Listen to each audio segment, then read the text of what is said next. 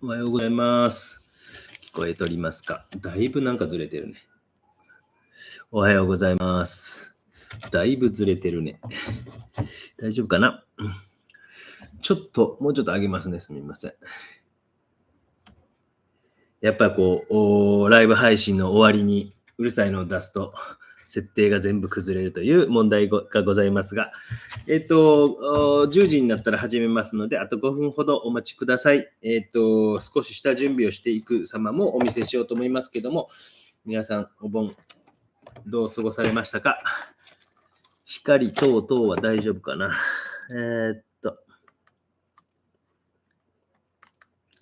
映像構成、カメラ制御、大丈夫かな？とりあえずは進めていきますが、もしなんか不手際等あったら、よかったら言ってください。鉛筆はですね、削るときはですね、鉛筆を回転させながら超基本編なんで、ね、シャーシャーシャーとですね、やってください。鉛筆を回転、こっちで回転、こっちで、わかります？こっち、ギュッギュッギュッって回転させてますよ。で、最後ね、立てるんですよ、カッターの刃を。わかりますか？こういう角度がいいかな。そして、立てて、粉が飛び散ってますね。嫌な状態ですね。まあ、書き出す前にやっぱ鉛筆は削っておいた方がいいですよ。やっぱ緊張感持って、やった方がいいと思いますので、あの動画がね、皆さんね、面白かったのか。もう30人見ています。コメントしたことないっていう方、遠慮なくね、してくださいね。もう本当、おじちゃんコメントがあった方が、沈黙恐怖症という病気かもしれませんので、そんな病気ないんですけども、私は、ちょっとね、鬼高評価へのちょっと、変更点をちょっとお伝えしておきますと、今週なんかすごい多かったんですよね。メンバーシップ限定の希望する方がですね、で昨日5本も取りまして、30分かける5本なんで、何分ですか？ 5、3、15。まあ、編集もほぼ1日かかったんですけど、まあね、次に6日ぐらいかな。そのぐらいやったら全然ええやろうということで楽しんでやっておりますので、遠慮なく、夏伊藤さんも素晴らしい作品、赤坂さんも2枚も送ってきていただいてありがとうございます。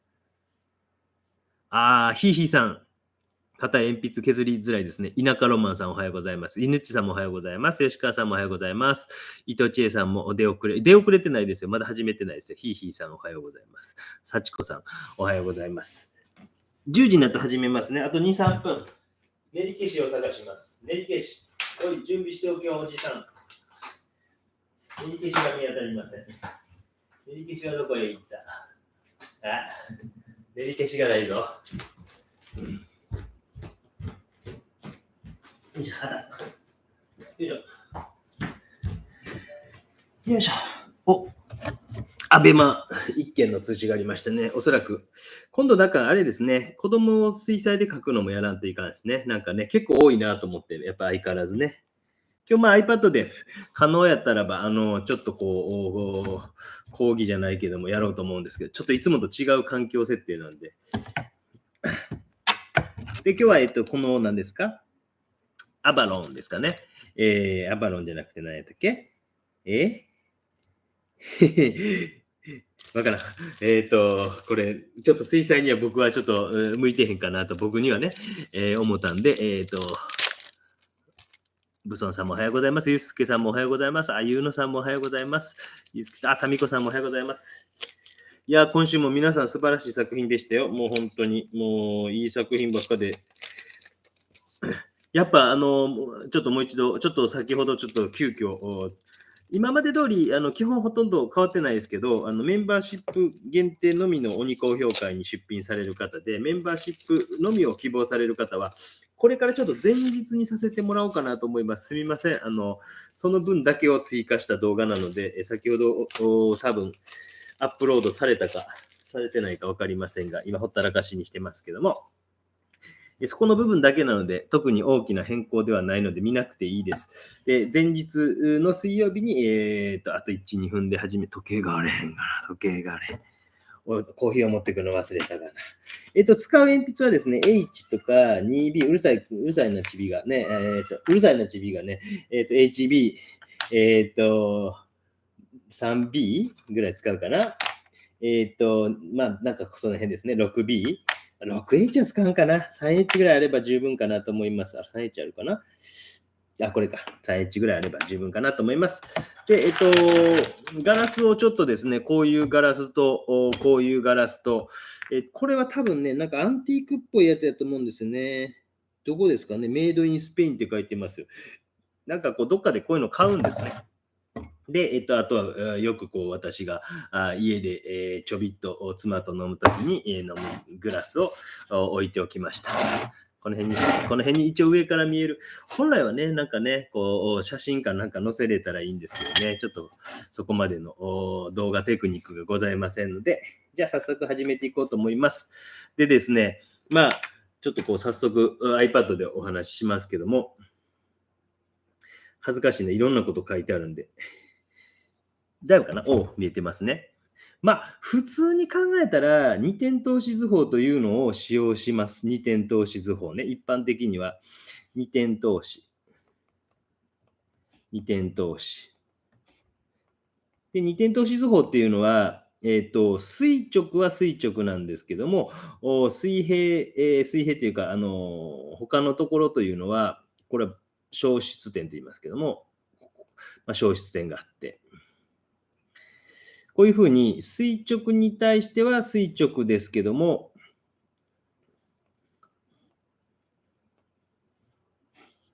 っていう感じなんですね。こうね。で、まあ、受験とかだったらば、この二点透視図法というのを使います。で、今日も一応二点透視で使うんですけど、厳密に言うと、まあ、ざっくり書いてしまうと、レイヤーをつけとけばよかったですね。厳密に言うと、3点透視で僕も目の前にはあるもの見えてるんですね。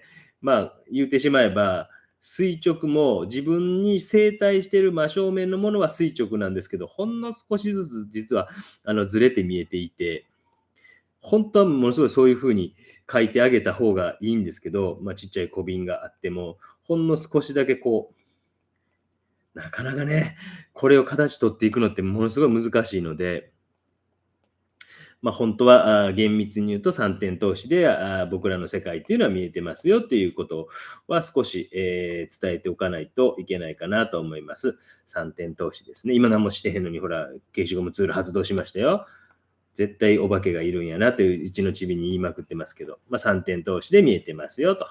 で自分の目線に近くなってくると、この楕円形っていうのは少しこう水平に近くなっていって、下に行けば行くほど丸に近くなっていくという感じなんですけど、まあ、こう3点投資で現実に書いたらものすごい難しいので、今日は2点投資で進めようと思っております。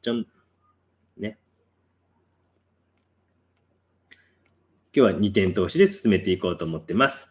まあ、これはいいか。こっちに書くね。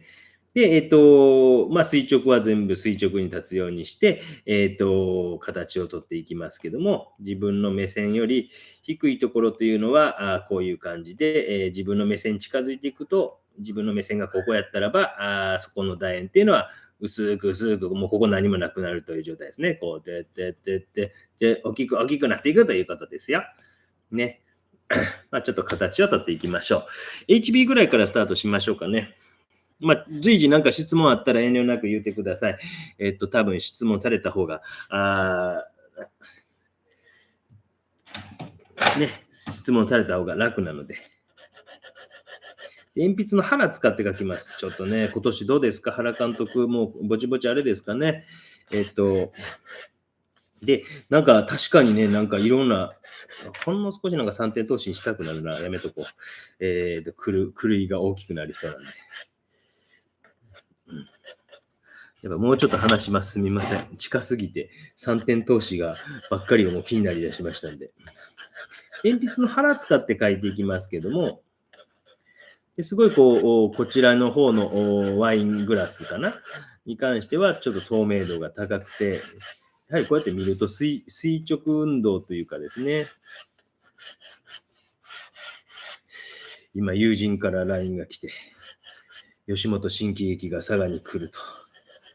見に行きませんかって。うわぁ、ちょっと今週、日曜日予定があって申し訳ないと。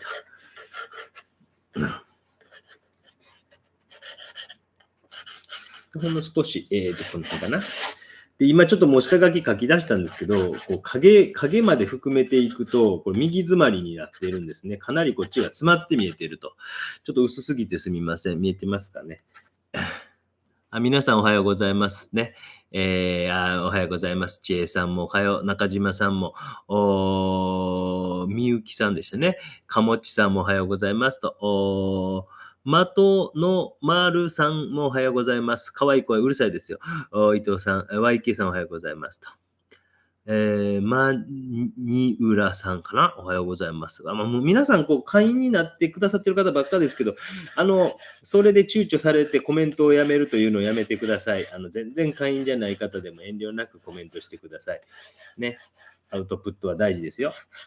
形が違うと思ったりしたらもう直す。もうね、これ絶対です。もう絶対。もう、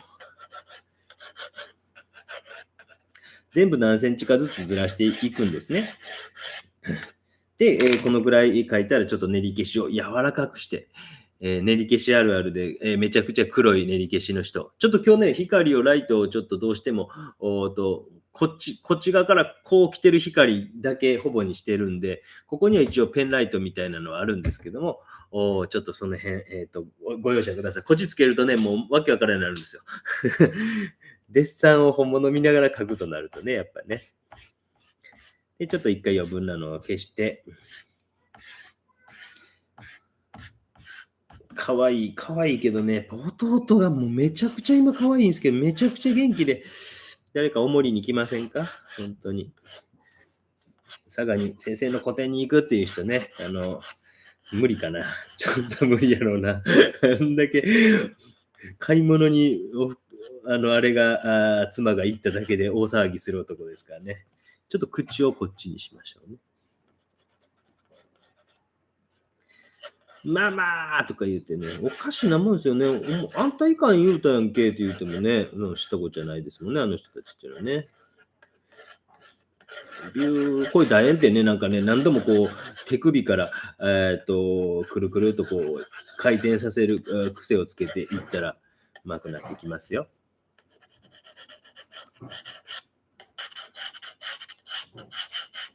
しかし便利ですね、iPad とかもね、本当にね。加筆の画面大きくていいですか？ちょっと僕は皆さんの作品を鬼好評の話なんですけど、基本的には皆さんの作品を大きめにと今までずっと思ってきたんですけど、やっぱ加筆の画面をちょっと大きくしていった方が分かりやすいかもしれんなと思って、今回ちょっと、あれに全体的に、もう5本撮った動画すべて、加筆をしていく様を大きめに撮ってありますけども、老眼でね、安倍晋之助の監督希望。僕、誰やろな、監督な。誰やろな、もうね。でも、今年は若手が偉い人だったからね、もうそれはそれで僕いいかなと思ってますけどね。やっぱいいですよね。堀田健信君とかイケメンですよね。堀田健信君にしてもね。もう、直江君は僕前から期待してたんですけど、直江君もいいですしね。山崎君もいいですしね。すみません、野球全く興味ない人はね、うるさいおっさんって感じですよね。で少しずつ練り消しで消しながら、しまった羽ぼうきを探すの忘れてましたね。で、下の空間の方が若干上よりもちょっと広めに、ここはうまくいきましたね。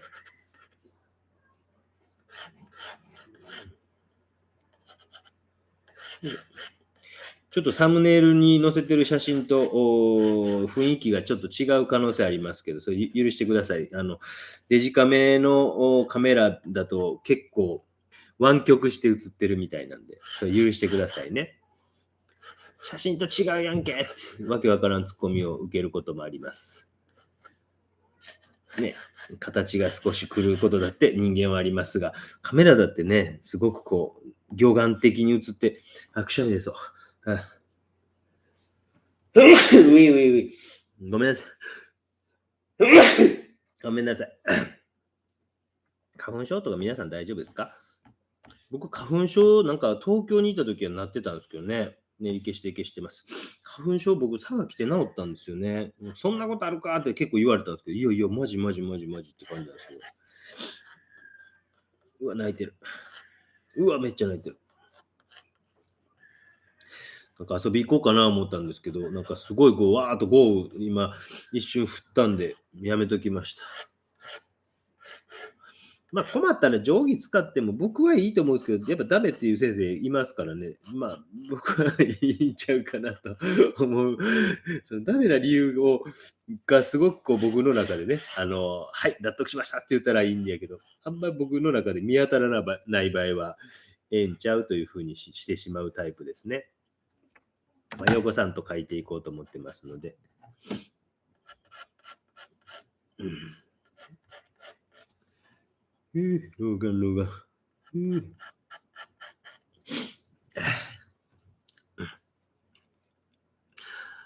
お絵かきチャンネルさん、ライブだ、こんばんは。こんばんはなんですね。なんとかキャットさん。よいしょ。YK さん、お出かけした時も号泣してましたよね。私がね。あれ、まあ、妻が優しさでですね、お仕事って言いましたが、飲み会なんですけどね。ちょっと飲み会が増えそうなんで、ちょっともう全部個室を取ってくれてるんですけどね、私が行く飲み会、やっぱりもう皆さんこう展覧会前というので気遣っていただいて、少人数の本当個室のなんかそんなんが多いんですけど。よいしょ。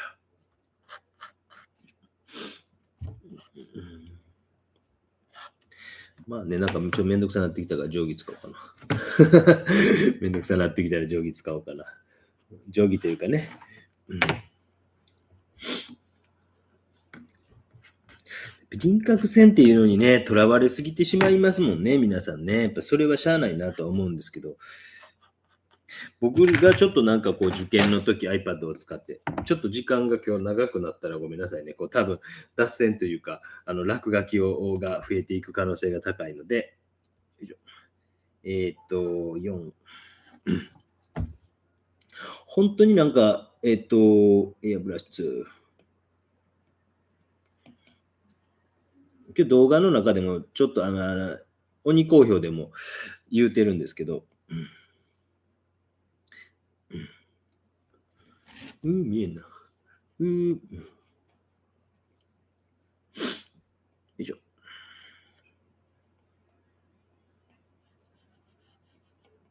ふう。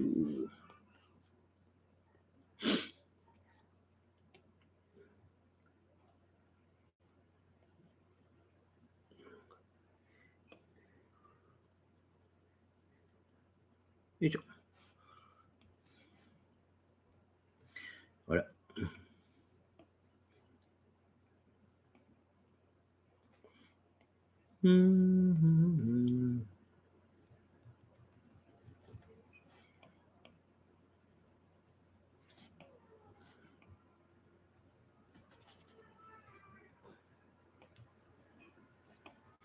ボケてますが、ね。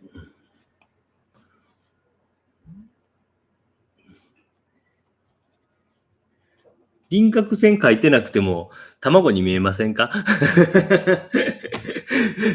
どうですか？こんな感じでデッサンをできてもいいんちゃうかなと思うんですよね。今のわかりました？ね、輪郭線が全部こうなくても、卵に見えたぞと今思いませんでした？さすがでしょ、おじさんね。おじさんってこんなことできるんですよ。赤坂さんと鬼好評加筆動画オリジナルと同じ大きさになってて、あ、本当ですか。ね、その辺もね、ずーっとね、おじさんっていうのはね、本当皆さんのご期待、ご希望に応えれるか分かりませんが、進化し続けていこうかと思うんですけど、背景を少し川の流れる動画にでもして、なんか爽やかにしようかと思ったら、それ死ぬほど見にくかったのでやめました。今、白にしてるんですけど、黒っていうのもありかなと思ったりしたんですけども、まあ、黒よりも濃いグレーぐらいのがいいのかなとかいろいろ思ったりしたんですけど、なかなかね、そういうのをちょっとずつこう、あれしていきますのでね、皆さんね、よかったら、応募してください。ちょっとこう、申し訳ないです。あれだけ。えっ、と、メンバーシップ内動画公開の人のみ、次回ですね、9月の、1日募集分なんで、それを前日にさせていただきます。だから第1とか第3、水曜日というわけではなくて、なんかこう、8月の31日に次回分はなるんで、なかなかそこのとこが、説明難しいなと思いながら。お一人の方、今日コメントくださった。もし見てたらね、メールください。すみません。どんなやがいてもそのメールが見つからなくて、多分僕の予想なんですけど、前のメールに送ってんちゃうかなと思ってるんですよね、その方。今日朝方見たときにコメントで、私も、やばい、立てて書いたら全然消えへん。ほら。定規やっぱ使う方が理由分かった。全然消えへん。これですわ。その方、もし、今ライブ配信見てたらよかったら、メールアドレス間違えてんちゃうかな。なんかそんな気がしてならないんですよね。よかったらコメント等いただければと思います。朝方、今日朝に、メール返信しましたが、なかなか返信がないというのが、どうしてもね、なんかね、で、こういう楕円書くときは本当にこう、ね、何度もこう皆さん確認してくださいね。僕やったら本当にこういう風にして、これも動画も、これもなんかで見せたことあるんですけど、実際にこう、写真撮って反転させて合成しても同じ形やとかって分かりますから、ね、そういうのちょっと、こういうところでもうある程度ミスのないように。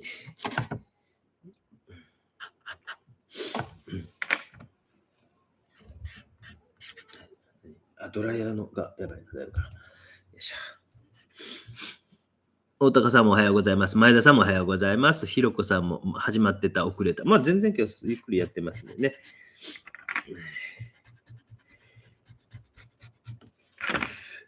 この間もちょっと屋外でやろうと思ったら、やっぱね、結局は、その有名な神社の近くのとこでやろうと思ったり、車がですね、修理出しててめっちゃ時間かかってるんですけど、もうちょっとっぽいんですけどね、帰ってきて、まあ本当にでも個展終わってからだな、全国暗記したいなと思ってるんです。本当にやるんですよ、僕は。で、今度仕事で、関西に行くんですけど、できそうなら、ただ荷物が多いから、やっぱどうしても車で移動した方がええなと思いながらもですね、なかなかこう、昨日テレビで、なんかピアノがいろんなとこにピアノを置く、なんか置いて NHK でやってるやつ見てたら、四万十川のところでやってて、うわぁ、四国行きたいと思いましたね。よいしょ。まあ、やっぱり、こういう工業製品、企画品みたいなのは非常に形、デリケートに取らんといかんなと思いますので、相当慎重に今取っております。まあ、あんまりこう、柔らかすぎず、硬すぎずぐらいの鉛筆の選択をしていっています。まあ、こういう時に鏡とか通して見てみたり、反対にしてみたりとかもいろんなことしておいた方が、後で直すのが少なくて済むんで、なんか形、こう時間かかる方、逆にね、動いた方がいいですよ。めっちゃ離れるとかね、めっちゃ離れて見てみるとか。定規で書いたらね、鉛筆線が立てて書くので、この線が中に入ってて消しづらいということが分かりましたので、カチッと決まるまでは定規使う方がいいんちゃうかということが分かりましたよ。よいしょ。プーハーさん。コンヌズワ、プーハーさんね。いいですね。初めてかな。プーハーさん。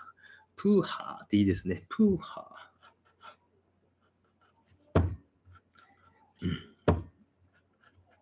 よいしょ。で、少し形取れてきたんで、少し調子トーンをつけていこうかなと思います。ここのやっぱ台まで書いておきたいね、ちゃんとね。よいしょ。もうちょっとでかいね。この辺まであるね。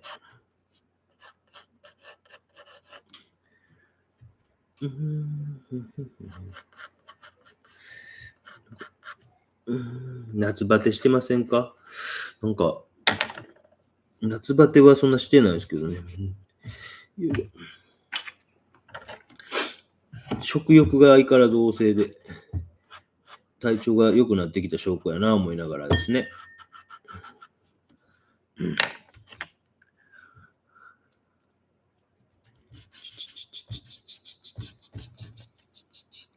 酒井さん、正文酒井さん。正文酒井さん、ニューヨークですよね。いいですかね。僕、たまたまなんかぼーっと朝なんかYouTube のあれ見てたら、なんかもしかしてありませんか？言うていいならここで言いますので、言うていいですよって言ってください。ありませんか？僕この人やちゃうかな思って、あれと思って、なんかあったんですけど、この人じゃないですかね。あれと思って、あれこの人もしかしてって。うん。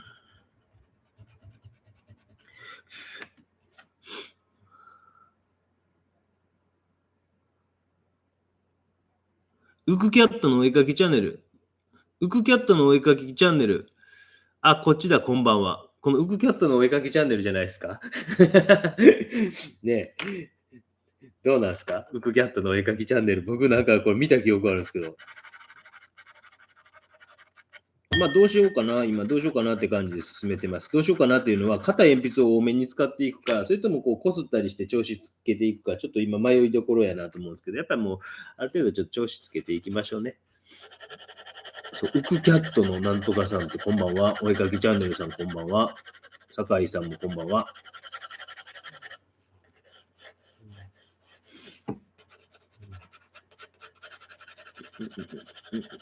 鉛筆の腹使って調子つけていってます。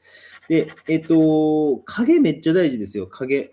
ね、落ちてる影。やっぱ若干こちらの空間を広くしてこっち狭くなってますよね。ここモチーフに対してやったらこことここで。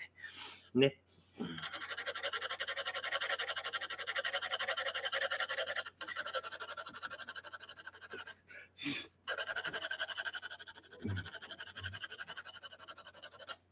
で、やっぱり人間って、右利きやったらこの斜め下のこの線が多くなりますから、頑張ってね、頑張ってちょっと違う方向とかも少しこうやりながら。で、すごいこう、べっこう光ってるとこっていうのは、べっこう光らしといてください。なるべくこう、綺麗な消しゴムとかで消した方がいいですよ。なんか黒い消しゴムやったら黒い消しゴムの跡がついてまいりますが、ガンガンガンガンうるさいですね。まあ、こういうのここどうつながってるかなって見て。あります。いいですか。あ、いいですよ。ウクキャットの、ウクキャットのお絵かきチャンネルさん。酒井さんという方はですね、ニューヨークで、ウクレレなんですか？ジャズなんですか？まあ、なんかいろんなことやっていらっしゃるんですよね、多分ね。なんかよくわからなかちゃんと見てないんで、何本かちらっとチラ見しただけで、動画を編集して、ぼーっとしてた時あったんで、で、自分の絵のチャンネルを持ってらっしゃって、ええと思って。よかったら、ウクキャットの絵画チャンネルの方、お絵かきチャンネルですか、そちらの方を見ていただけたら、ね、最近鬼好評に出してくださったの、あれは何でしたか、夜景かなんかね、ニューヨークの油絵で、描いてらっしゃって、夢だった、もう一つの夢やった絵描きに挑戦して個展をしたら、売れたって言うてはって、うえすげえやんっていう話を鬼高評価でしてますので、よかったら鬼高評価の方を見ていただけると、ちょっとこう話の流れもつかめるのかなと思います。第何回でしたっけ？結構最後の方でしたよね。だから17、18回かな？ 18 回かもしれませんね。少しこう調子をつけていってます。よいしょ。うん。あら。よいしょ。後ろにこう、これ、木の台を、L 字空間の台をちょっと載せているんですけどね。で、まあ、僕はよく言うてるのは、まあ、画面全体でつけていった方がいいんちゃいますかっていうことを言うてます。まあ、たまにこう動画とかで端からビューっと書いてったりする動画あるんですけど、まあ、それはそれでいいと思うんですけど、なんかこう、現場とかへの対応っていうのは、ああいう作品はかなり難しいと思いますよ。要は現場でスケッチしたりとかっていうのとか、っていうのになるとすごい難しいんちゃうかなと思います。はい、恐縮ですと。YK さん、今度覗いてみますと。どちらも僕のチャンネルです。ウグキャットをお絵描き専用に作りましたと。今のこの正文酒井さんっていうのもチャンネルであるんですね。ごめんなさいね。まだ見てませんが。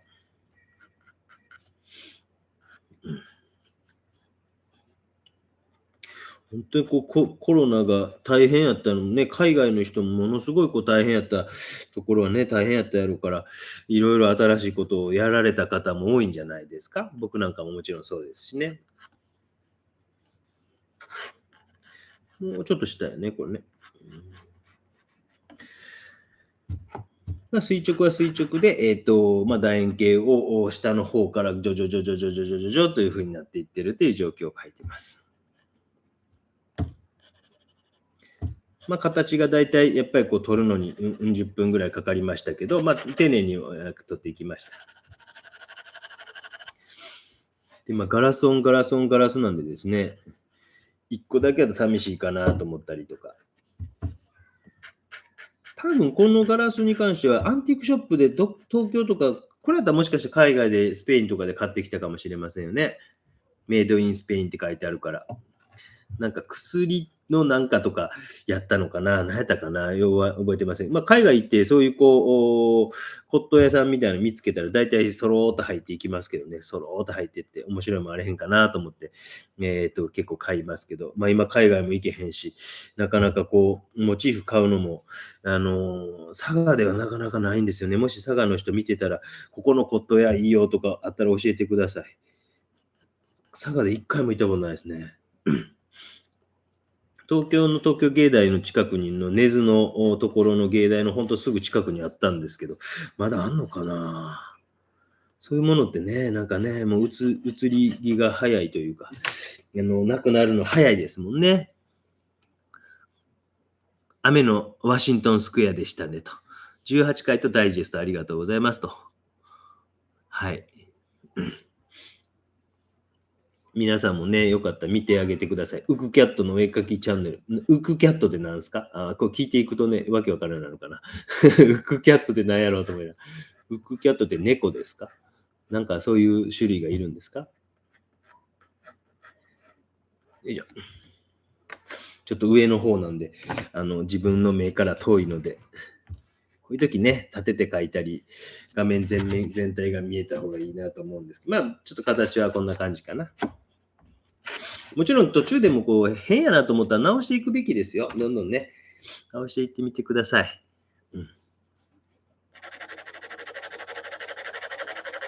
でこの紙自体はちょっとやっぱり凹凸が激しいので、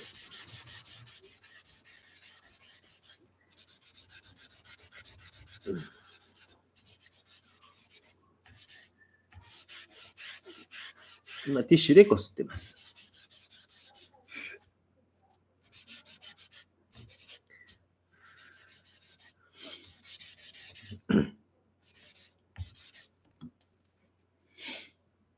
で、この辺にちょっとちゃんと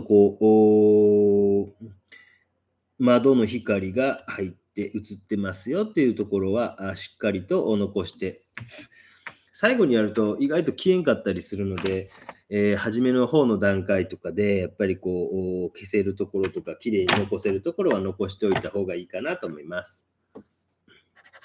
H。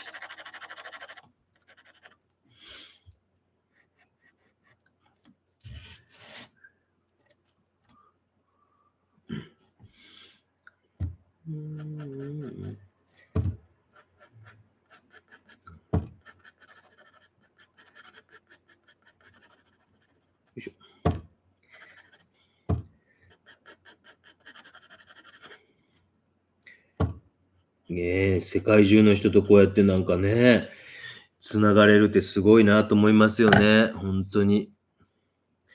いろんな人とこう、つながれるようになったっていうのはすごいことですよね。全体の中で、細かい描写みたいなのも、同時にやっぱり僕なんかはやっていくタイプですね。細かい描写もしつつ、こう濃い色とかを置くことによって画面の中でその濃さみたいなのを、これじゃ濃すぎるかなとかね、これじゃ薄すぎるかなっていうのを、僕なんかはこう見ながら描いていきます。よく書くの早いって言われるんですけど、それが多分できるからやと思うんですけどね。なんか書くの早いわけじゃなくて、画面全体の中での色とかをやっぱりこうずーっとこう、見続けていきながら、途中段階で終わってもある程度の仕事になるようにしているっていうのが僕は大きいと思うんですよね。で、やっぱりよく言うてますけども、一手一手にある程度こう、例えばこすってあげる仕事にしても、綺麗にやろうとかね、かっこよくやろうとかね。で、そういうのができるか否かっていうのが僕は大きいような気がしますね。M さんもおはようございます。受験時代、とうとう克服できなかったモチーフ。そうですか？難しいんですか？ガラスとか。なんかこう、やっぱり光の部分描いてあげるのと透過してるっていう部分に集中的に描いてあげたら、そこまで難しいと思わないんですけどね、僕なんかはね。受験期は難しかったという方も結構いるかもしれませんけど、私も欠けているか否かってわからないですけどね、どうなんかわかりませんけどね。うん。よいしょ。うん。かぼちゃの時もすごいなと食い入るように見ていました。勉強になります。一人でデッサンしても正解がわからず、高校の授業の時好きなものばかり描いて、もう少し真面目にデッサンをやればよかったかなと思ってます。ね、もうね、後悔しても仕方ないんでね、新しくね、これからね皆さんされていってくださいね。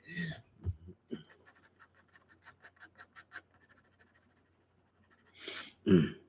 今はね、本当にいい時代ですよね。いろんなもので勉強できる、本当にまさに SDGs じゃないけど、僕がこうやって、これが高度か否かはね、僕が判断することじゃないですけど、高度な教育を平等に皆さんにっていうね、SDGs に書いてありますけどもね、そういうことじゃないけども。よいしょ。もうだいぶ鉛筆立てながら、今こう 3H 使ってますね。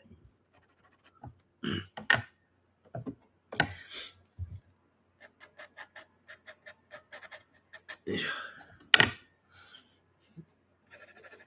ょ。少しはみ出してしまったらはみ出してしまったでいいと思いますんで。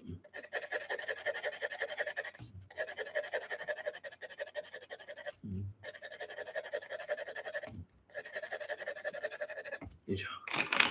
そしたらですね、消しゴムとか、硬い消しゴムとか、あそこの、何ですか、やっちゃった、何やったっけ。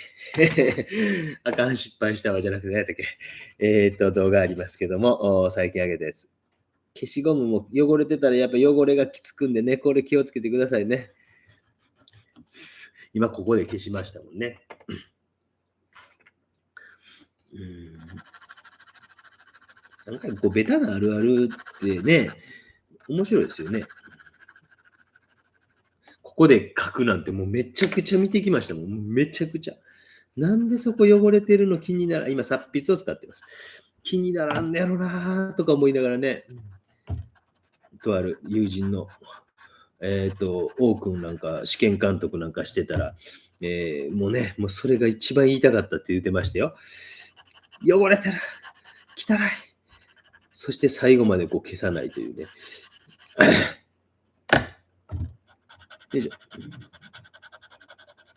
こういう達筆で書くみたいな気持ちでもいいですね。だからこれ、細かくこすってるというような感じかもしれません。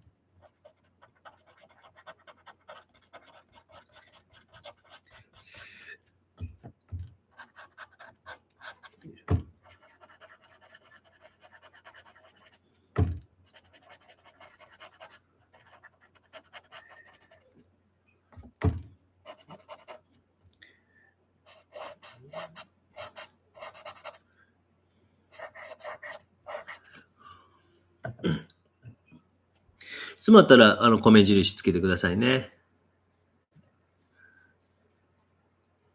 クレイジーキャッツだったんですね。クレイジーキャッツクレイジーキャッツだったんですか。ウクキャットはウクレレを弾く猫です。アメリカではジャズの音楽家を。そうなんですね。勉強になります。ありがとうございます。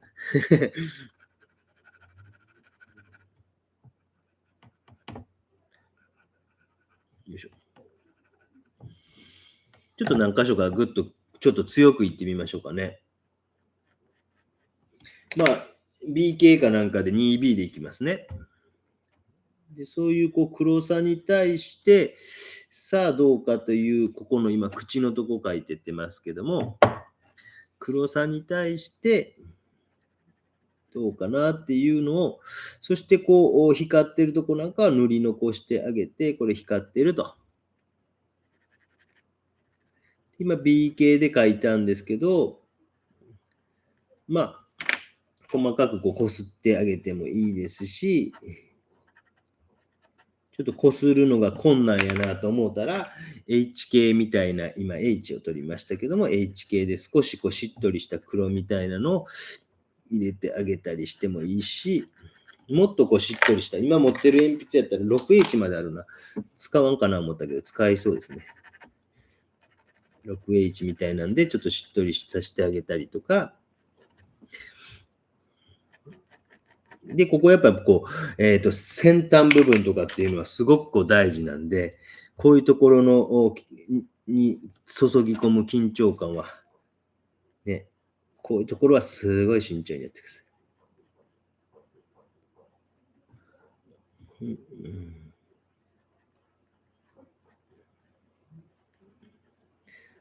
こういうとこね、慎重にね。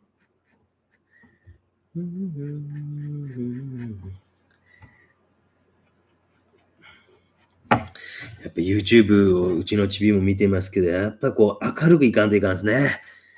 昔の僕自分の動画見たらもうなんか目死んでますもんね。やっぱね、明るいかんと。でもなかなかね、おっさんってテンション上がるのに大変なんですよね。おっさんという職業をしてると、テンションが上がるのに、急に上げるのって難しい。すごいですよね。テレビタレントの人とかもね、よくなんか普段暗かったとか言うけど、いやいや、そんなもんやね。ずっと元気な人なんておらんねって思いますよね。これ 6H。やっぱりデッサンとかっていうのをしていくと、もちろん形の正確さとか質感の出し方とかもあるんですけど、画材を豊かに使うというか、ただ鉛筆で描くというだけじゃなくて、なんちゅうか鉛筆もこうやっていろんな角度のタッチをこうやってクロスハッチングみたいな感じでやってあげようかなとかですね。画材に関してすごく豊かに使おうと努力する。そういうのが他の制作とかでも役立ってくればいいですよね。今 H。H が案外強いな。3H ぐらいがいいかな。ここにあった。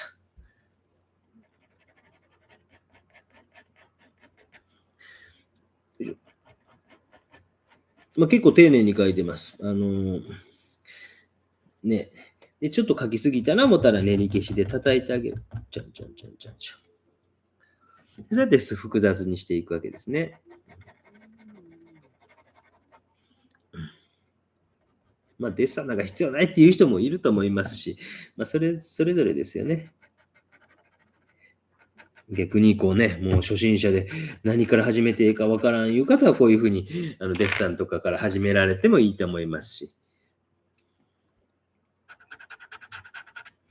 よいしょ。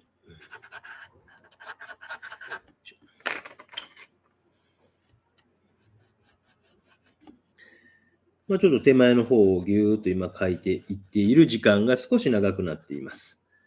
よいしょ。ちょっと後ろの方のガラスとかも少し書いていきましょうか。やっぱりこのガラスに、こっちのガラスの方がこっちのガラスよりも艶が新しいものなのかなんでかはよくわかりませんけども、艶がすごいので、そういう艶を描くときはぐぐっと強くするとこはぐぐっと強くしたりとかですね。光ってるっていうところはやっぱり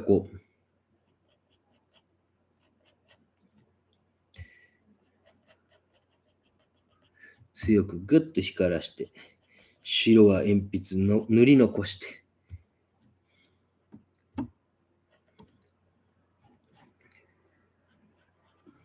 で、こう円辺対比法とかね、こういう重なり合ってるとこなんていうのは前後関係を少し出しておいて、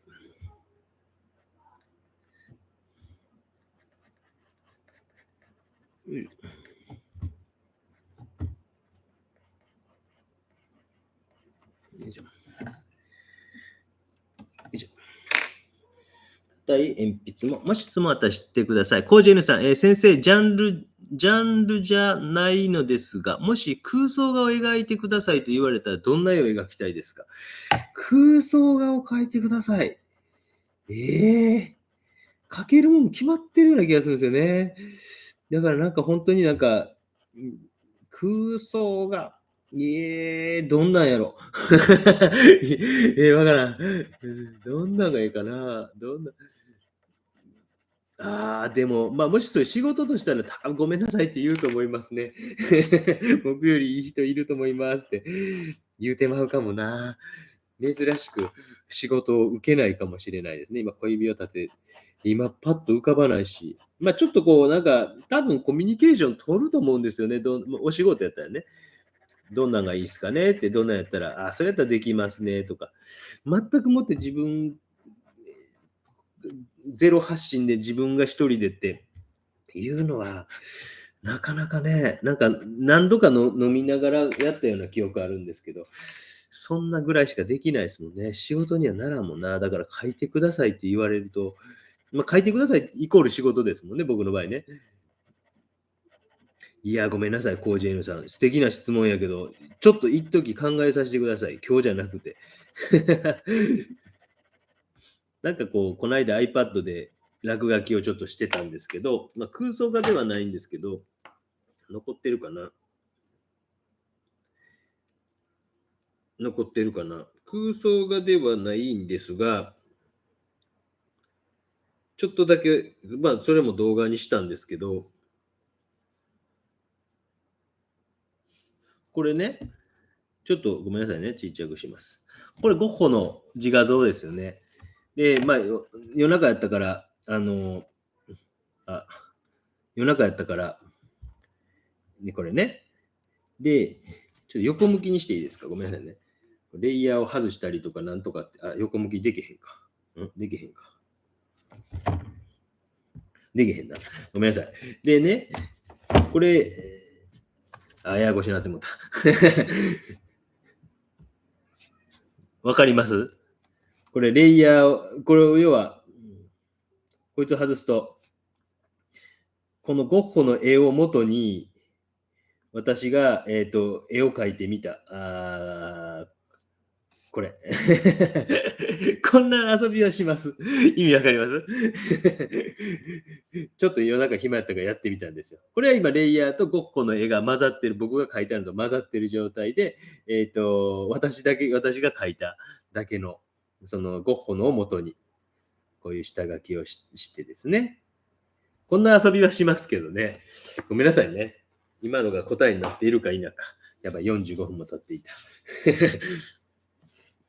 面白いですよね。だから iPad 面白いなと思って、いろんなこと、なんか、可能性を感じるし、それが仕事になるか否かっていうのは、正直ようわからんけど、なんかこう、これでババーっとこう、10分、15分で絵描けたら、なんかこうね、お客さんとかの絵とか描きましょうかって言って、こう、紙やったらいらんけど、データ欲しいっていう人いる可能性あるじゃないですか。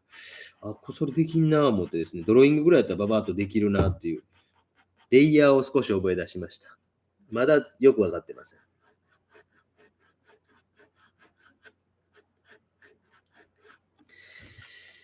一つ、ガラスがだいぶ出来上がってきましたよね。今の分かりました意味ね。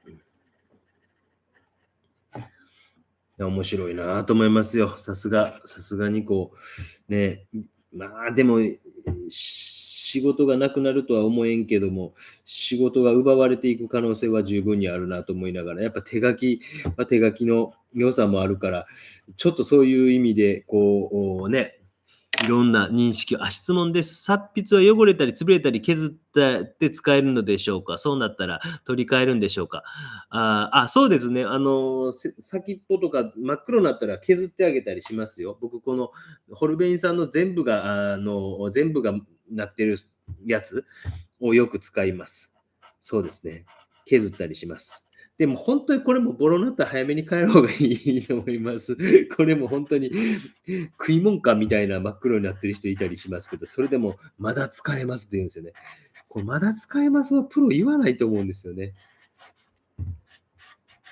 プロの言葉じゃないというかね、まだ使えますで、ギリギリのラインでなんかこうね、この牛乳賞味期限3日切れてるけど、僕やったら飲むよっていう話で、うちの妻はなわけないやろって言われて、子供には飲ましませんけどね、僕やったら飲めるで、みたいな。その限界へチャレンジする画材っていうのの必要性はあんま感じないような。それがこう、遊びやったらいいんですよ。遊びやったらね。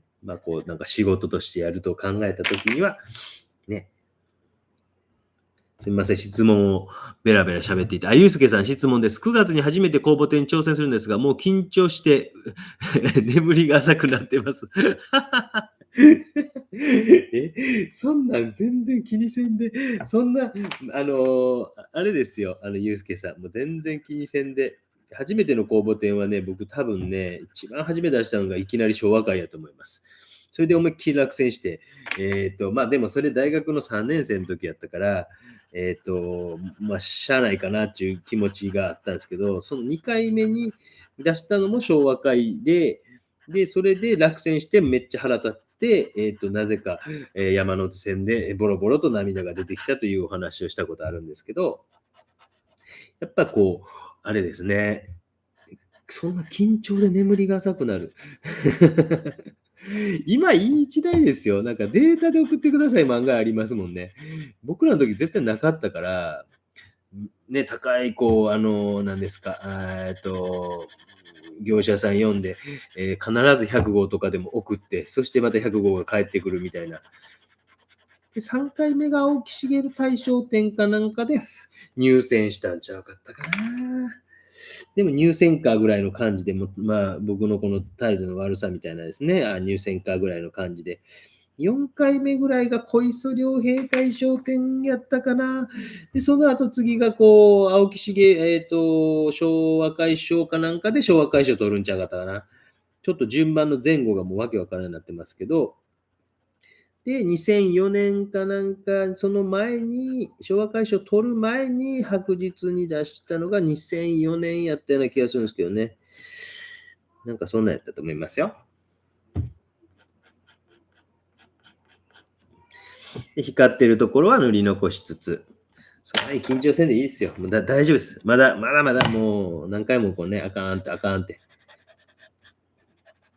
そういうこう、経験が後でね、生きてくるかもしれないし。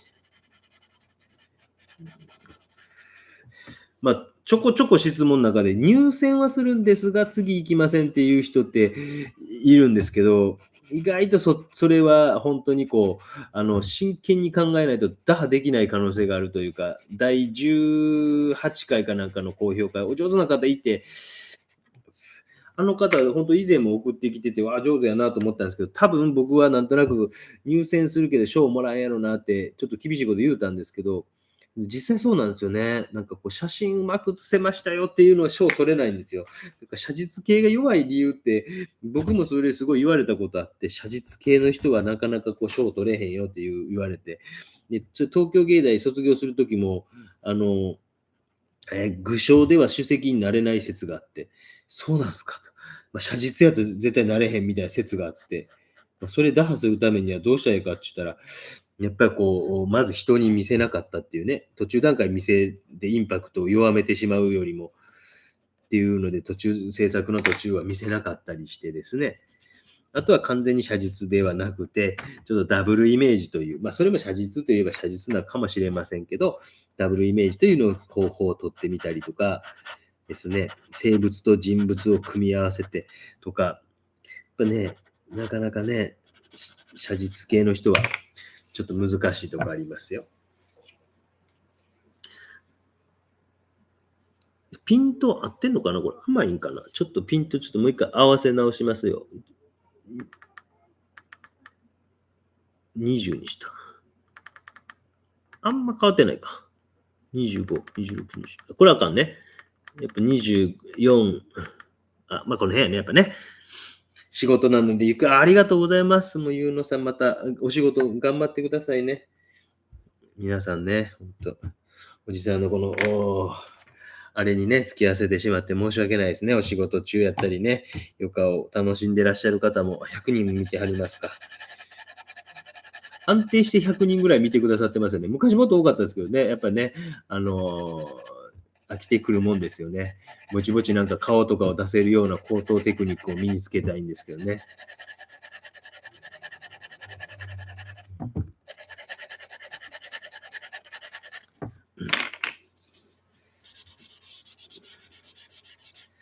よいしょ。でここギューッと前に来てる感じを後で出した方がいいかなと思います。まあ50分ほど書いてきました。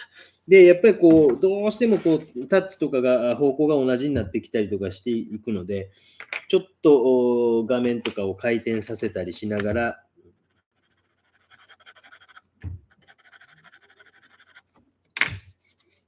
よく見てください。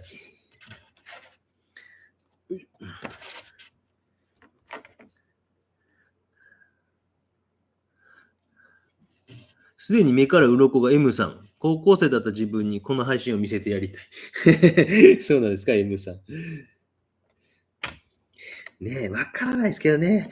やれるときにね、力はつけておいた方が多分後でこうね、あれしますので、なんていうか、変な癖ついてしまうよりね、僕もやっぱ変な癖ついてたから抜かんといかんなと思って、なんかこう、高校2年生ぐらいの時はもうとにかく、ハッチングすることが正義みたいに思ってて、ひたすら手数を入れてたんですけど、意外とこうね、巨匠のデッサンとか見たらそんななくて、あれと思って、そしてそっちの方がかっこいいぞと、あれと、頑張ってる自分にご褒美を的に一生懸命、ハッチングハッチングやと思ったりしてやってたんですけど、それってほんまなんていう風に思うようになったのが、なんか、いつぐらいかな。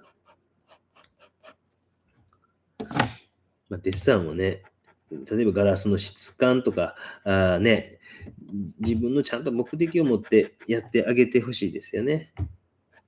ブソンさんってね、今、デッサンを頑張ってやってて、今回の好評にも、いい感じで出してきてくれたんで、まだその動画撮ってないので、多分来週の後半ぐらいになるかもしれませんけど、今回はなんかバラバラにしておきました。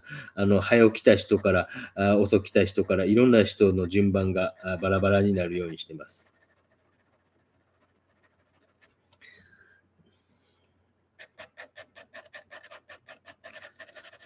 で、結局こう書きながら、あとはちょっとトーンを合わせながらですね。あ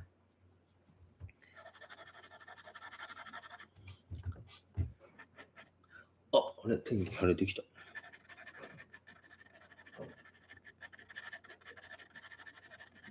今、3H を使っています。質問全部答えてますかね？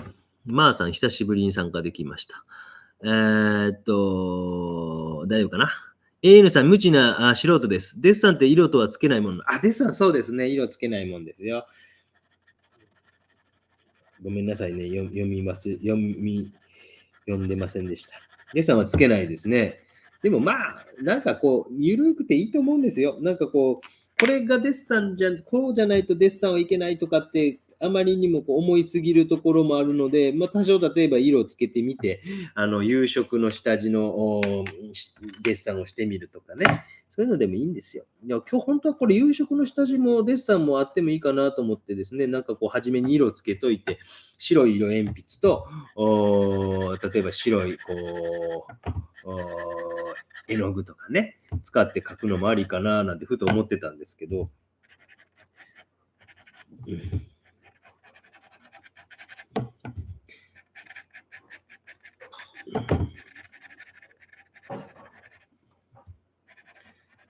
まあ、ちょっとこういうとこ汚れるようだったら少しこれでも汚れてますもんね。まあ、僕は写真紙とかを置いたりもすることもありますもんね。ティッシュやったらそれ擦れていきますからね。写真紙って写真をこうプリントアウトするやつね。プリントするアウトする紙とかね。これでもなんかこの辺とか汚れてますもんね。でちょっと影とか後ろ描いていきましょうか。かな。チューチュー。この辺かな。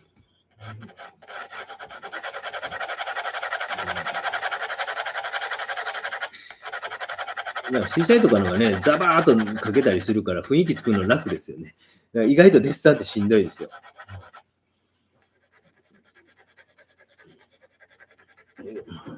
体力使いますしね。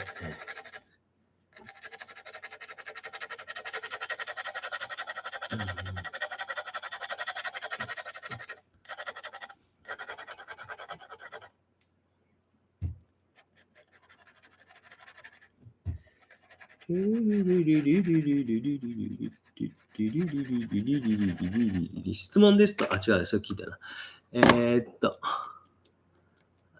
コージーヌさん、先生が描く絵本とかが見てみたいとか、ああ、そういうことですね。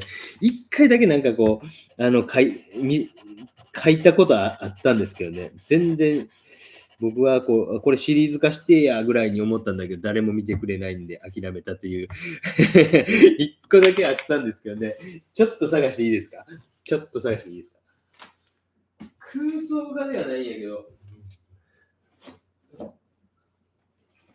自信が、すぐ出てくる自信は全くないぐらい作品があるんで、すぐ出てくるかという自信が全くないんですが、めちゃくちゃ書いているという頭のおかしな人で、空想画ではないんですけど、こういうの昔あげてるの知りません空想画ではないんですけどね。可愛いでしょ。多分まだ20本目ぐらいと思いますけどね。こんなんあげてたりするんですよ。ね。可愛いですね。よいしょ。やばい、チビが寝たかもしれない。恐竜2の方が寝た可能性があります、ね。静かにはできないですけど。はい。よいしょ。この辺書くの難しいな。どうしても手が絡んでしまう。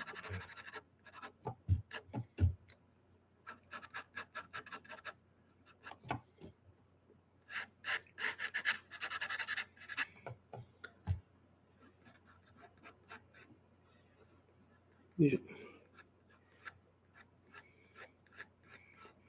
いや、絵本とかね、そういうことね。そう、絵本は書きたいですよね、いつかね。誰かストーリーを考えてくれたらね。いやー、絵本って書いてみたいと思いますよね。なんか大きな株ってありますよね。あれって佐藤忠良先生っていうね、彫刻の有名な先生が書いているんですよね。トルストイ原作。多分皆さんが見た絵本だと思いますよ。どんな世代も何年の本かな。だいぶ昔の本。それは佐藤忠良先生という彫刻家の人が書いているから、でもめっちゃうまいですよね。ちょっとこれごめんなさい、上の方すぎて。頭が絶対映るから書けない。いいですね。いい質問ですよね。よいしょ。コージェネさん、記憶にあります。恐竜ちゃんが喜ぶ、恐竜ちゃんがいたんですけどね。あれね。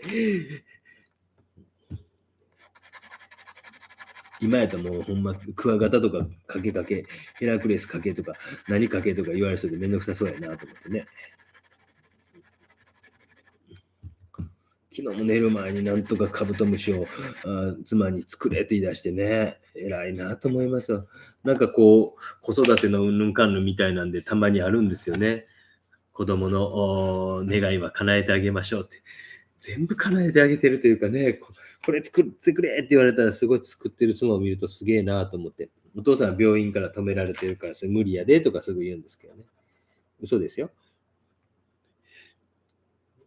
で、ちょっとずつディティールを書いていきます。ちょっと、ここからは地味な作業になっていきますけど、ある程度まで、お見せしていこうかなと思います。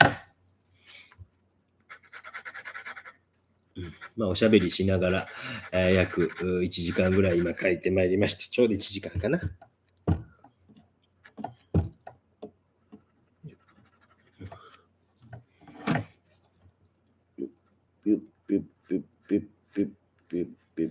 昨日の油絵の動画もありがとうございます。なんか結構皆さんも全然コメント返せんですみません。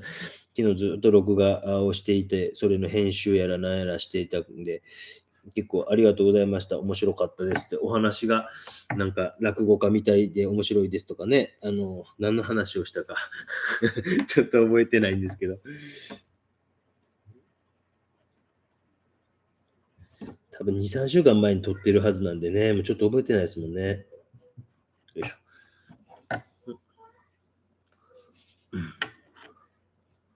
ょ。よいしょ。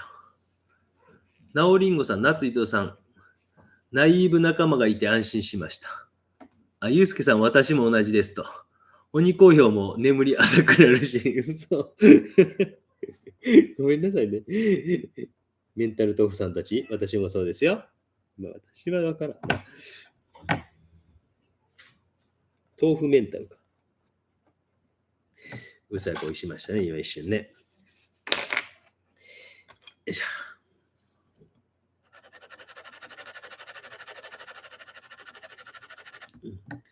ここからは本当にもうちょっと影とかを大事に、こう透明の透けている影みたいなのとかを描いてみたりとか、少し密度を頑張って上げていきましょうか。ね、皆さんね、見る人によってはもう本当に倍速とかでね、後で、見られる方もいますのでね、そういう人はこう倍速、3倍速とかで、じゃーっと進んでいくようにね、見ていかれる方もいますもんね。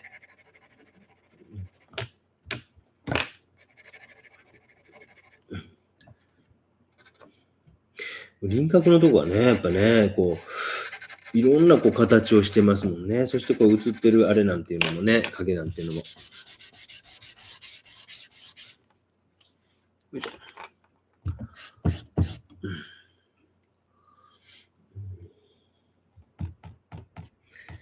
後ろにちょっと光が差し込んでいる感じとかね。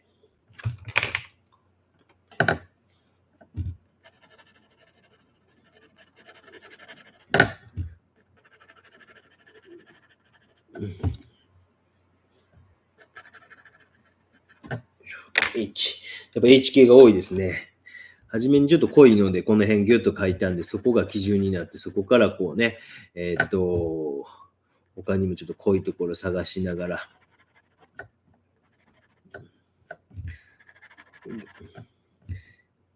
で、このなんかこう、ガラスの厚みみたいなのは、やっぱね、めっちゃ緊張感持って書かんといかんので。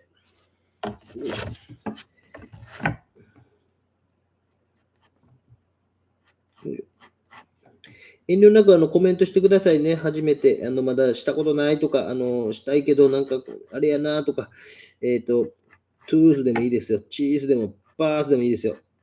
してくださいね。遠慮なくしてください。こういうところで遊んでみてください。遊ばれていいですよ。アウトプットしていくと。ね。で、ちょっと手前の方になると少し今 HBO 鉛筆を取りました。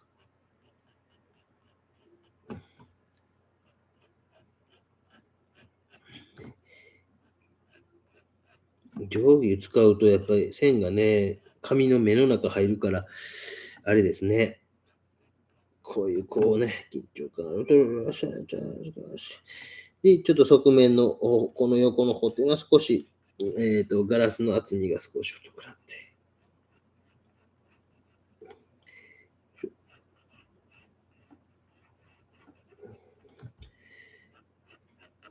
で、デッサンってやっぱりここからね、このぐらいから、あとはこう微妙な調子を探していくとか、トーンを探していくというような作業になってくるんですね。それがすごい時間かかったりしますし、手前奥でやっぱ奥のとこ少し弱めてあげたりとかして、で手前のところというのはもっと緊張感を持って、こういう時にやっぱ鉛筆尖ってないとなかなか書けませんもんね。頭打つてへんよね。OK ね。で、こういうところ、少しだけ、ほんの少しだけ明るくなってるぞと。グラデーションって結構大事なんですよね、グラデーションって。だから透明水彩なんかでもグラデーションをうまくつけれるかっていうことによって、だいぶ印象変わりますもんね。よいしょ。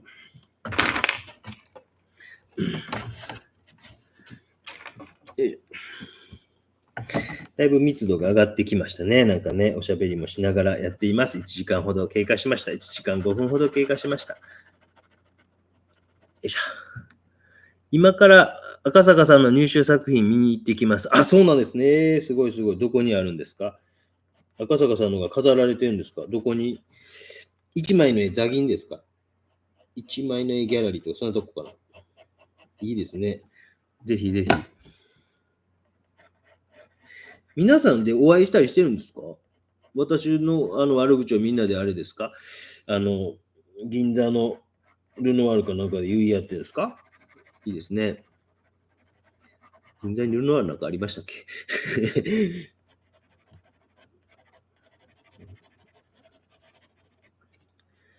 僕は今展覧会は向こうではやってないよね、多分ね、わからん。なんか一つぐらいやってたかな。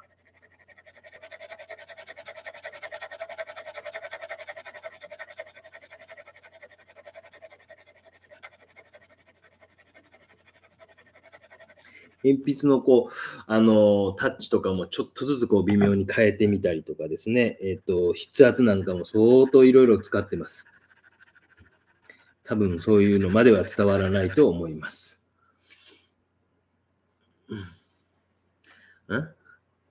2が寝ました。セミの標本作り方を YouTube で調べています。ね。あれ、日暮らしやんな、あれな。ちょっとご臨終された標本を、標本というか、セミを見つけてですね、ちょっと静かにやりましょうね。それがやっぱね、もうクマゼミは死ぬほど取れますよね、やっぱね。さすが九州って感じなぐらい取れるんですけど、日暮らしはなんか可愛いなと思いましたよ。なんか、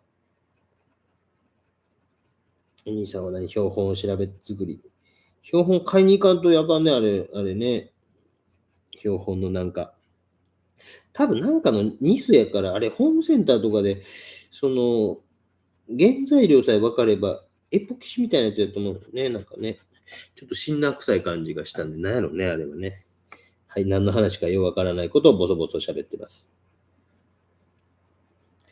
で、少しずつ、光ってるとこなんていうのも少し大事に描いてみたり、ハーフトーンとかを探したりとかしながら、小指を立てながら少し描いていってます。まあ、こっち側から光が当たってんで、こういうところに光が来たりとか、明るいのが来たりしますしね。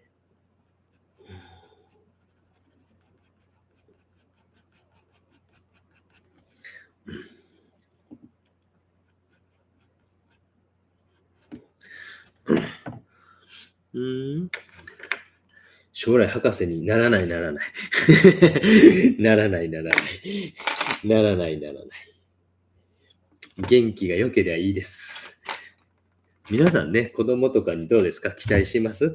あんまり期待しないんでね、友達多かったらええかなぐらいの感じなんですけど、全然僕は期待しないですね。なんでやろうね。自分が好き勝手生きてるからなんでしょうね。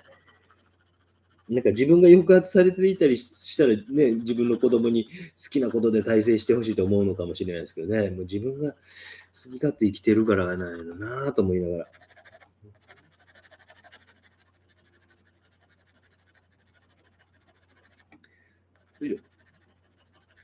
うん、ちょっと時間かけて今日はやってます。丁寧にやってます。こういう影とかもね、やっぱりすごく映り込んでる、下に映り込んでる。で、大体横の子たちを多めにしていった方がいいかなというふうに思います。受験とかでね、こういうの使う人とかいたら結構真剣に後で見るかもしれないからね。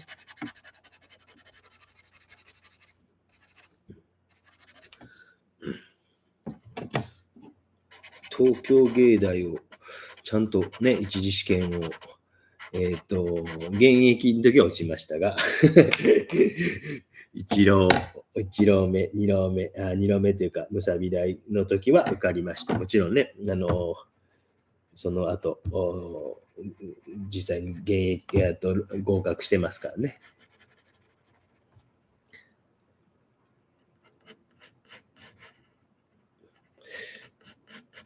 計算で見るのはもちろん形の正確さとかもあると思うんですけどね。こういうなんかこうね、僕はよくこう現象と言ってたんですけど、現象が面白がれる、現象を面白がって見れるかっていうのも結構大事なんちゃうかというのをよう言ってましたけどね、こう影とかね、こういうのとかね、こういう影がふわーっと落ちてって、なんか映ってふわーっとなってってとかね、こういうのを面白がって見れるかなっていうのも大事なポイントちゃうかなというふうに思います。また達筆で書いたり、鉛筆を。こすってる時間、やっぱりこうやって見ると、やっぱり少ないですよね。やっぱり基本的には相当立てて書いてるということが分かってもらえるんじゃないですか。猪子さん、うっかりしていましたと。水彩に挑戦してみたいと思っているんですが、下絵の鉛筆の濃さはどれくらいがいいんですか？なんか初めにやってみて、濃すぎたなと思ったら硬くされていったらいいんじゃないですか。これね、水彩多分僕が書き方なんて相当濃いんですよね。濃い時もある。なんかこう、例えば最近上げた動画で言うと、フィレンツェを書いて、なんかこう、拡大してお見せしますみたいな動画あるんですけども、あれは薄くなるべくしたんですけど、薄さが足らなかったっていうか、もっと薄くしとけばよかったなと思うやつもあれば、こう、めっちゃこう、ベターっと塗って、ガッシュみたいな色で、ベターっと塗ってるやつなんてっていうのは、もっと濃くしとけばよかったなと思うんですよ。中間ぐらいの、HB とかぐらいで始めたらいいかなと、H か HB ね。あんまり濃すぎないような感じがいいんじゃないかなと思いますよ。2、3枚上げたひまわりなんかはちょっと濃すぎたなっていうぐらいで、なんかふわっと丸とかこの辺花やとかで書いてるんですけど、あんなん書かんでもいいぐらいやったなと、思ったりするんですね。だからちょっとこう、すみません、質問の答えになってるかわからないですけど、自分が描きたい絵によってだいぶ変わってくるとそれも思いますよ。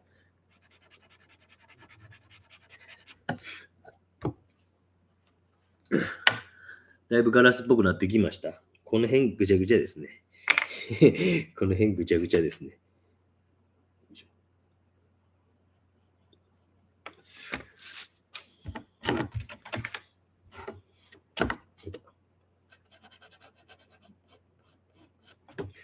この辺の輪郭の出し方が難しいですね。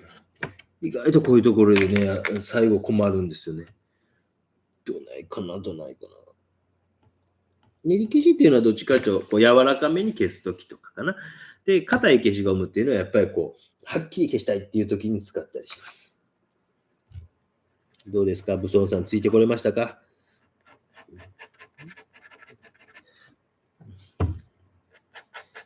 皆さん、インターネットでどういう、あれですか、サイトで画材は買うんですかね。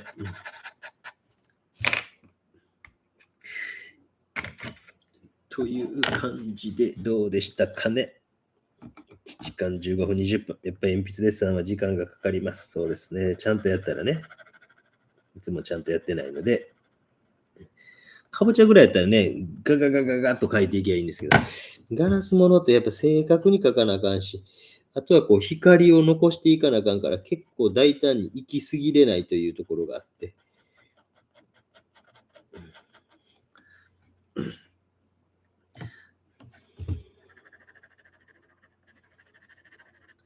ちょっと時間がやっぱりかかってしまってますね。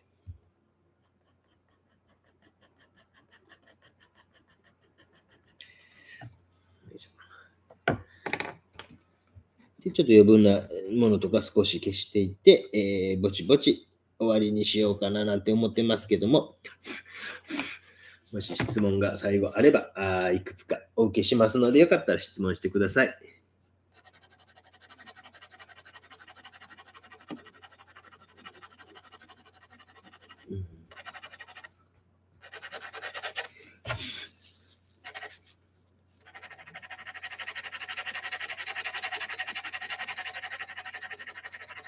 だ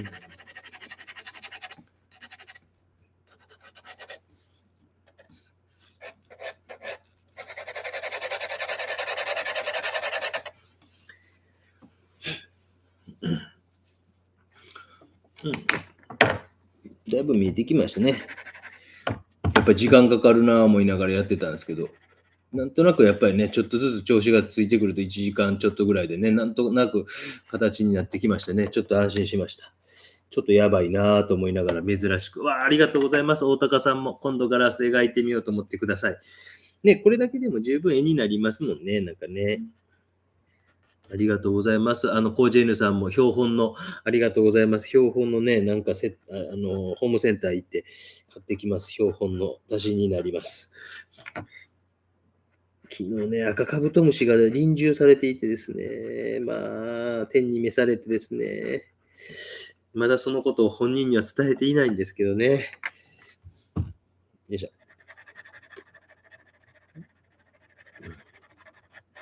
来週、今週末が何日ですっけ ?19、20。来週か、来週末のあれが27、28ぐらいかな。まあ、ちょっと関西に行きますので、大阪でちょっとお仕事ありますので、27日を奈良で友達と飲むと。何人ぐらい来るのあれ。誰か教えて。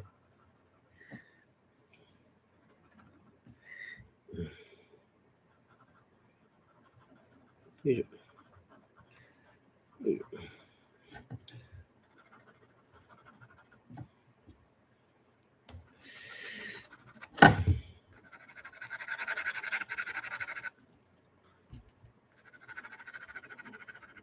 いやー、デッサンはデッサンで楽しいね、やっぱね。デッサンはデッサンで楽しいね。まあ、この紙、ちょっとやっぱり、細かい細密描写系のデッサンにはちょっと向いてないかなと。前回、かぼちゃ書いた時の方が、なんか、ザクザクザクと書いていく方が向いてるかもしれないですね。まあ、デッサンはなんか、コットマンに結構やりますけどね。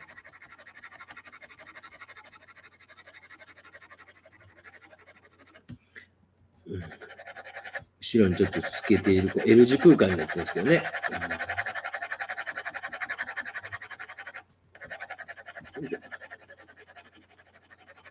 今週もありがとうございました。楽しかったです。私のストレス発散というかね、まさかライブ配信になっているとはね。ね。あ、綺麗になってまいりました。先生が使われている当て棒はどこにかけるものですか？どこにかけるもの？なんかね、手前とかにね、木を置いてるんですよ。今日置いてないですけど、要は、なんかこう、ちょっと高さをつけているんですね。で、単に木ですよ。ここにあるんですけど、ここに。ちょっと動かしますよ。ここにほら、ただそんな、ここに木をただやっているだけです。はい。ね、どうですか？しょうもないもんでしょ？ほんの少しだけ最後拡大して書いておきます。あとなんかもし質問とかがあればしてください。もうちょっとトーンつけていきますよ。本当に微妙なトーンを探しながら、描きながら、鉛筆の方向がどんどん複雑になっていくことによって、ね、ものに変わってくる。まだ鉛筆という漢字から少しずつ変わってくるということですね。本当に単にガラスだけですけど、案外モチーフとして面白いでしょ？ガラスが描けるみたいな動画も上げてますけど、なんかモチーフに困ったら意外とこんなものを家にあるなんか、古びたなんかコップとかあるとするじゃないですか。そういうのをですね、重曹クリーナー的なやつがなんか売ってるんですね、ホームセンターとかに。で、そいつで、キュッキュッキュッキュ磨いたら案外綺麗になりますよ。あら、まあ、美しいわね。ね。家事をあんまりされない旦那さんもぜひそういうのしたら、奥さんが突然やってね、あら、あなた何してんの？掃除なんかしてくれてるの？なんて言われたらね、喜ばれるかもしれませんよ。あだこうだ言いながら、やっぱり、周りのところほぼ汚さずに行きましたでしょ？ね。あだこうだ言いながら少しずつ、密度が上がって、完成度が上がってきたのがよくわかるんじゃないですか？関西ね、やるかわからないですけどね。大阪の、じゃあれがないですよね。ゆうすけさん、あれ、イーゼル貸してくれます？最低ですね。大きめの中ね、イーゼル持っていくの嫌やなと思ってるんですよね。イーゼルを関西ね。29日、29はあれか、月曜日かな。月曜日に多分帰ると思うんですけど、28の夜飲み会って言ってたから、大阪の、リーガロイヤルホテルの近くのどっかで。誰でしたっけ？鶴天さんって言ったっけ？なんか、お好み焼き屋やってるとか言ってましたよね。結局その後調べてないですけどね。ぜひうちでって言ってましたよね。よいしょ。綺麗ですか？それぞれちょっと違いますよね。ありがとうございます。少しこうなんか、ほんの少し映ってたりするようなものとかをシューッと消しゴムで消してみたいね。こういうのすごい慎重にやらないといかんのに、今ね、ちょっと失敗しましたね。垂直のとこ垂直ですね。こういうのやってみたりとかね、ビデオなのを書いていきます。ありがとうございました。週末楽しく皆さん過ごしてください。だいぶ細かい描写までしていって。こっち側にも光ってんね。これはこれでなんか蛍光灯やろうな、この辺な。皆さんね、良い週末を送ってください。こちらはちょっと晴れてまいりました。どっか遊びに行こうかね、なんて。全然まだ雨やな。今起こした。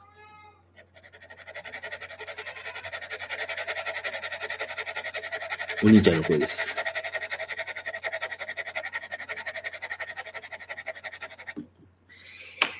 という感じで、ちょっと薄いかもしれませんけども、以上という感じでございます。ありがとうございました。今日も楽しかったです。かもちゃんもたくさん勉強になりましたと。